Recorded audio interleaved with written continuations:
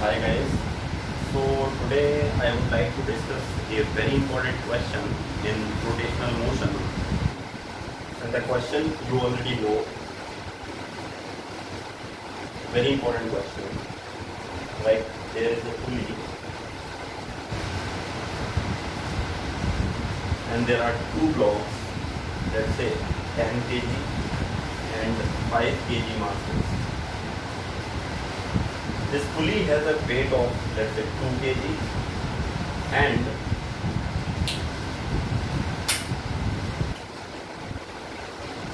radius of this pulley is, let's say, R, capital R.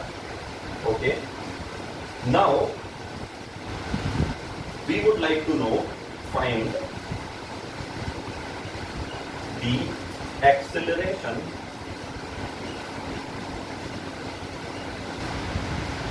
of the blocks.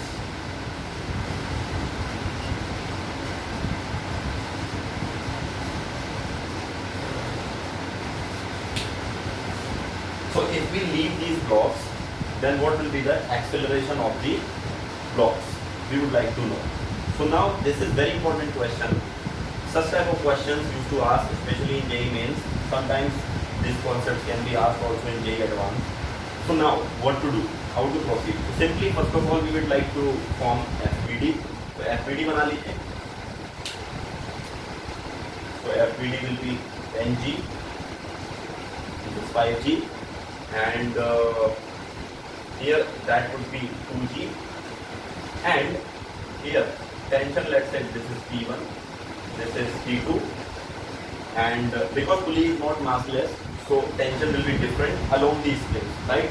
Generally, what we used to do, we used to take these tensions to be the same, let's say T, because we used to consider this pulley has to be the massless. But here, pulley is not the massless, correct? So if there is no massless pulley, then we have to do like this. So this is the FPD. Suppose let's assume acceleration A is this side, and obviously this block has to come with acceleration A. So now what to do? We can use the dynamics equation. So equation of dynamics will provide us, what it will give us, it will be giving, if we see the block number 1, means 10 kg block, then we can see clearly like 10G minus T2 is equal to M into A. So this M will be replaced by 10 into A, this is equation number 1.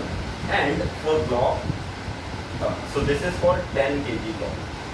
What should be the 5 kg block? For 5 kg block, acceleration is upwards, right? So obviously this will become T1 minus 5G is equal to 5 into it. This is equation number 2, correct? And now we have 3 variables, T1, T2 and obviously acceleration A. So we need another equation in order to solve this. So now for the rotational motion, for rotation, what we can do, we can clearly see across this pulley.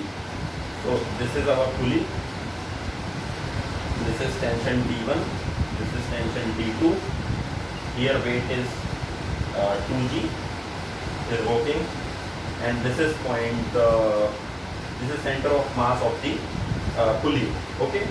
So now what we can do, we can simply write, we know torque center of mass will be equal to ICM into alpha, because we can say that this is rotating by alpha. Alpha is the angular acceleration, right? So now I can write torque CM. So this T2 into R, T2 is downwards, okay? This is pulling like this, and if you see T2 cross R, so that would be a like this, clockwise torque, and then minus T1 into R, that would be the anti-clockwise direction. You can see, this is your R, R cross T, upward. Obviously anti-clockwise, that will be is equal to ICM.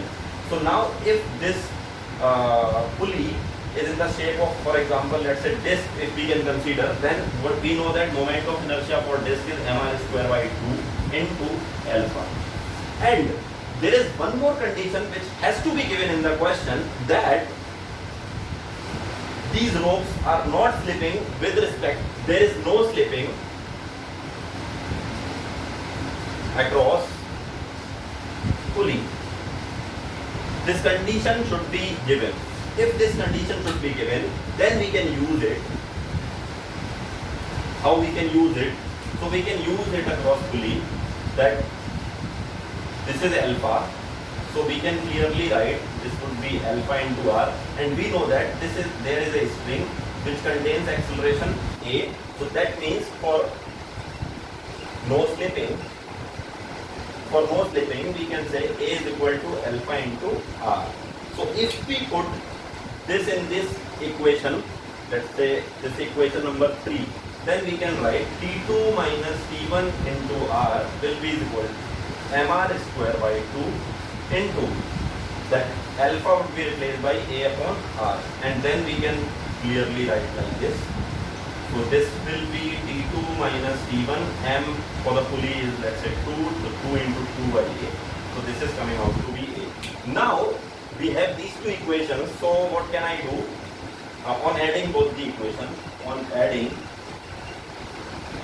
equation 1 plus 2. So if we add, we will get 5g minus T2 plus T1 is equal to 15a. Correct guys?